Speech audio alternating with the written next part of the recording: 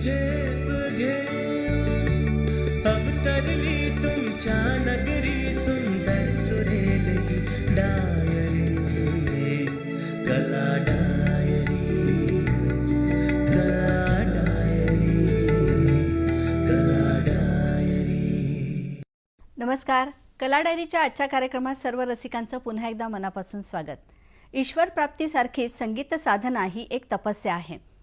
आपल्या आयुष्यामध्ये काही आपल्याला साध्य करायचं असेल तर साधनेला पर्याय नाही आणि उत्तम साधनेसाठी उत्तम गुरुची गरज असते हेही आपण जाणतो. म्हणूनच आपण म्हणतो गुरु साक्षात परब्रह्म तस्मै श्री गुरवे नमः.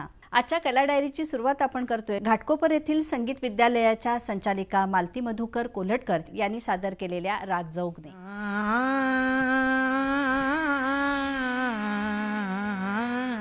साजन मोरे घर आये आये, साजन मोरे घर आये आये, साजन मोरे घर आये आये.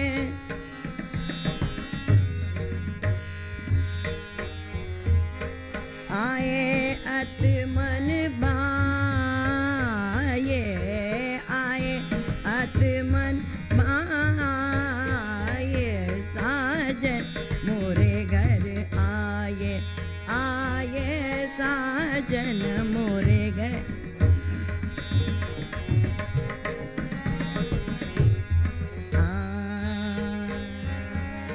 मंगल गाओ चौक पुराओ, मंगल गाओ चौक पुराओ, मंगल गाओ चौक पुराओ. प्रेम पिया हम पाए, प्रेम पिया हम पाए, साजन मोरे घर आए आए, साजन मोरे घर साजन मोरे घर साजन मोरे घर आए, साजन मोरे घर आए.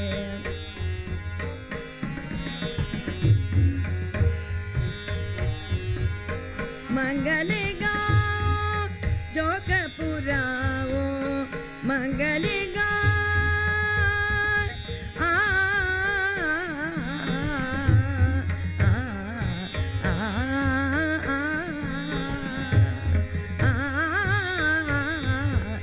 मंगल गाओ चौक पुराओ, मंगल गाओ चौक पुराओ.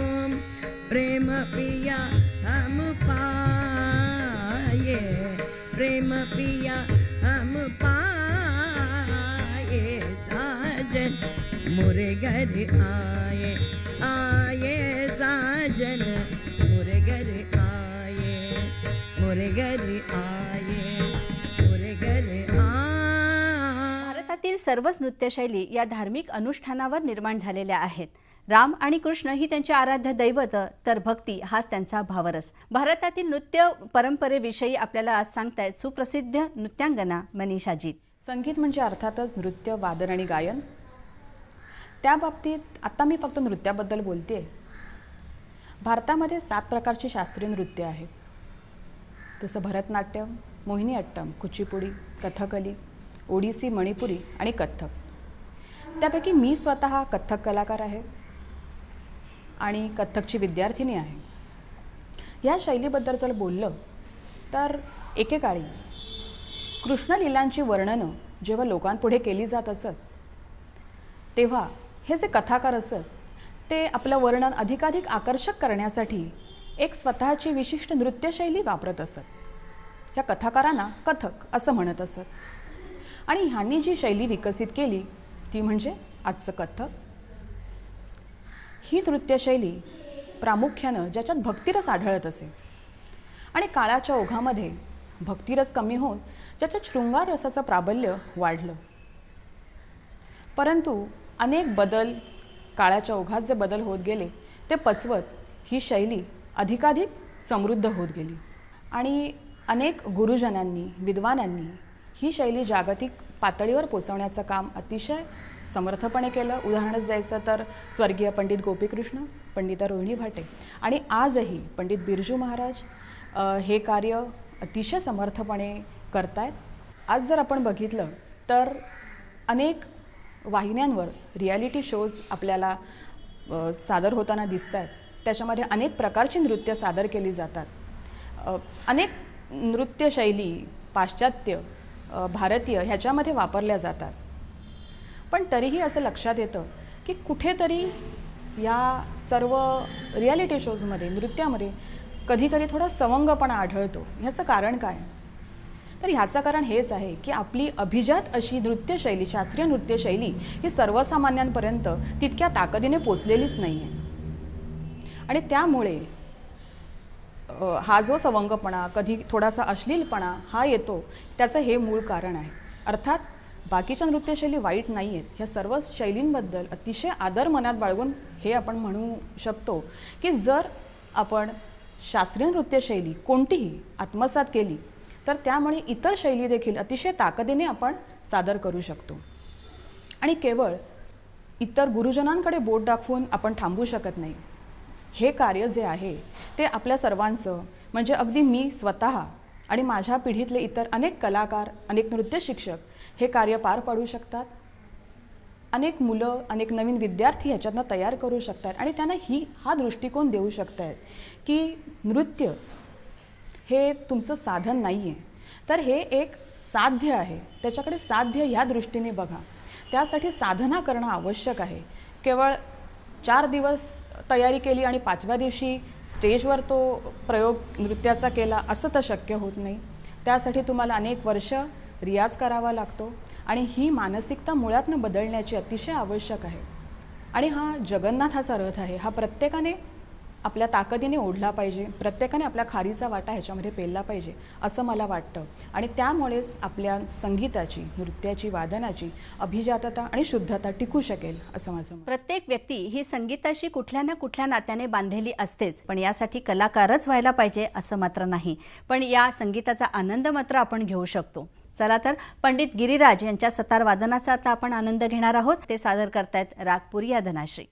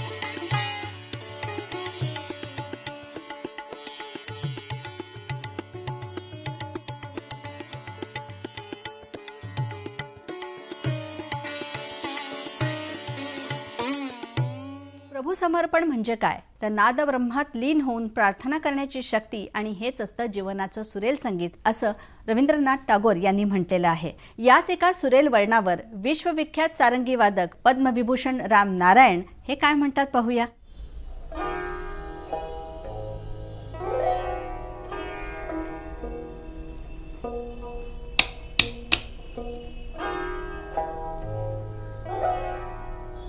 हमारे भारतीय वाद्यों में से ये धनुरी वाद्य बहुत प्राचीन हैं.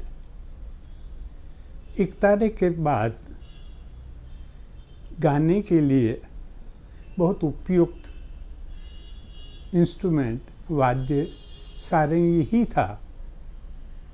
नारद मुनि तो इकतारे से गाते थे.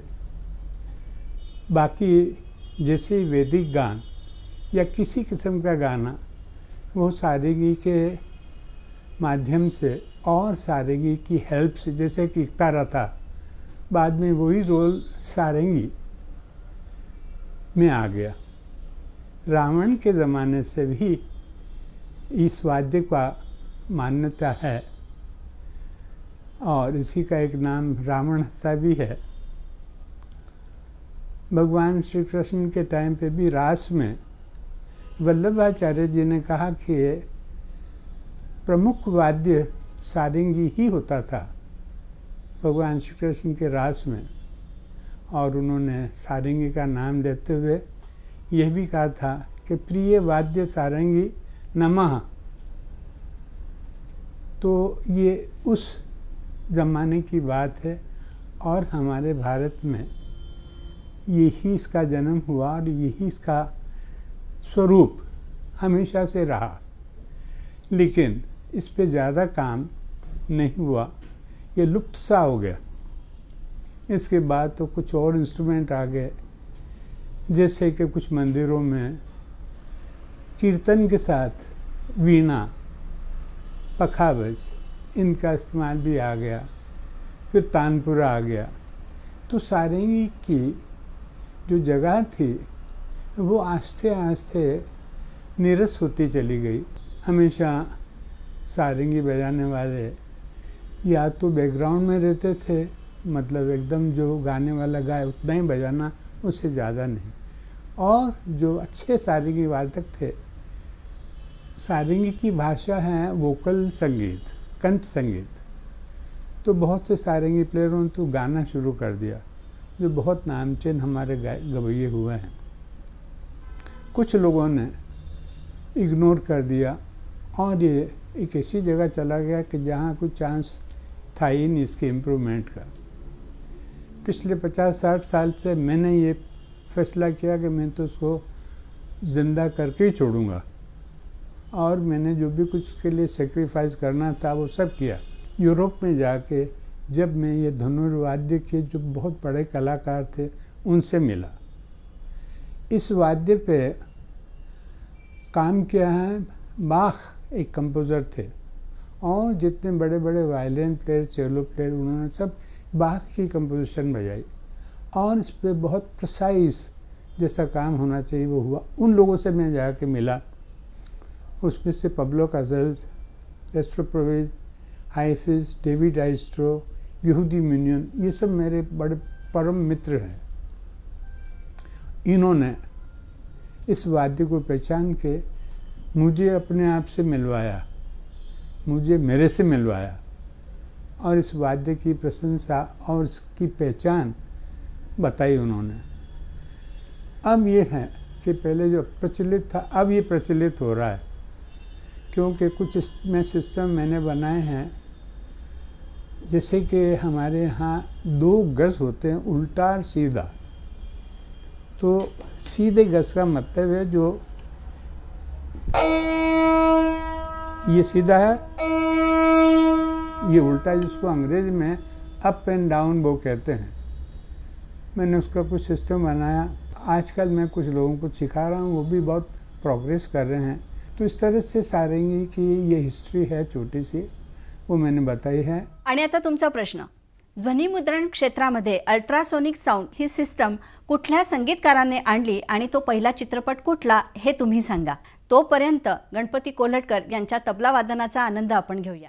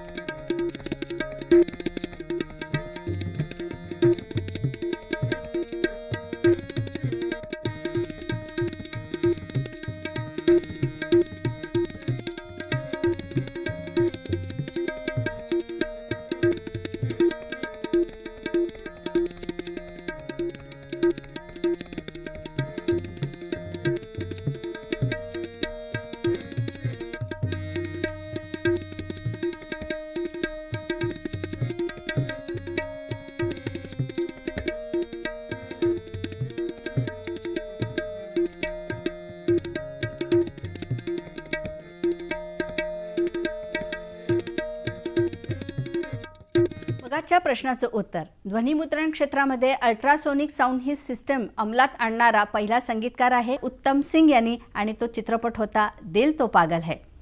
चला तर कला डायरीची सांगता आपण करणार आहोत. विकास गारोळे यांच्या भक्ती संगीतात आपण न्हावून जाऊया. येथे का रे उभा श्रीरामा, येथे का रे उभा श्रीरामा, मनमोहन मेघ श्यामा, मनमोहन मेघ श्यामा, येथे का रे उभा श्रीरामा, येथे का रे उभा श्रीरामा.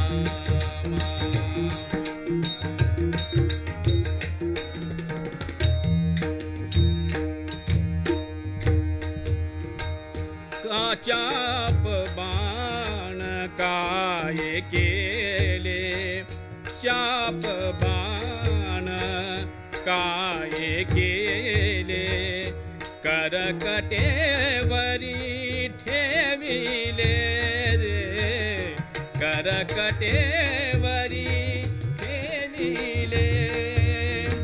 काबा धरला आबोला, काबा धरिला आबोला, दिसे वेश पालटला रे पालटला, येथे का रे उभा श्रीरामा, येथे का रे उभा श्रीरामा, येथे का रे उभा श्रीरामा.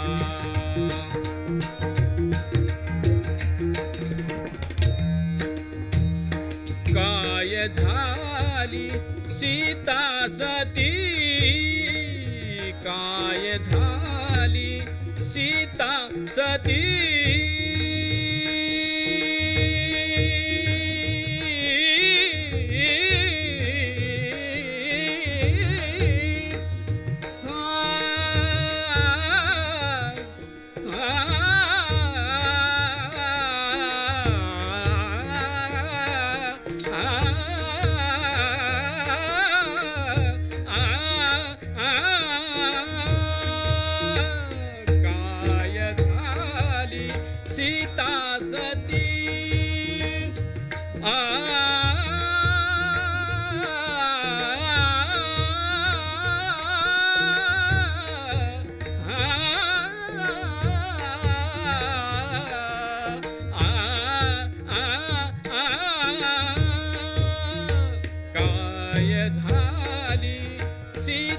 सती येथे बहुत जन दिसती रामदासी सद्भाव जाणा रामदासी सद्भाव जाणा राम झाला पंढरी राणा पंढरी राणा येथे का देऊभा श्रीरामा येथे का देऊभा श्रीरामा. कला डायरीचा आजचा सुरेल प्रवास तुम्हाला कसा वाटला हे पत्राने जरूर कळवा. यासाठी आमचा पत्ता निर्माता कला डायरी, दूरदर्शन केंद्र वरळी, मुंबई 400030.